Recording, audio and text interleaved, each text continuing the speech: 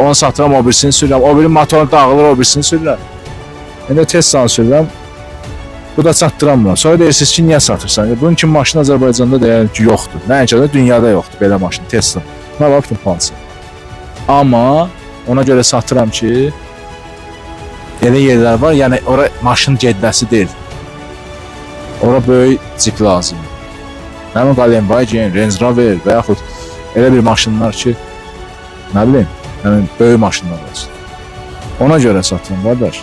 O birləri də satdım, özünüz görürsünüz, maşın birinə satdım. Bütün düz bir həftə bayram günündən, Qurban bayramından başlayıb bir həftə yardımlar dayanmadı və dayanmayacaq, hələ də gedir. Hamısı halal xoşlar. Tesla'nın da qiyməti 40 mindir, aşağı danışar. Kimsə istəyirsin.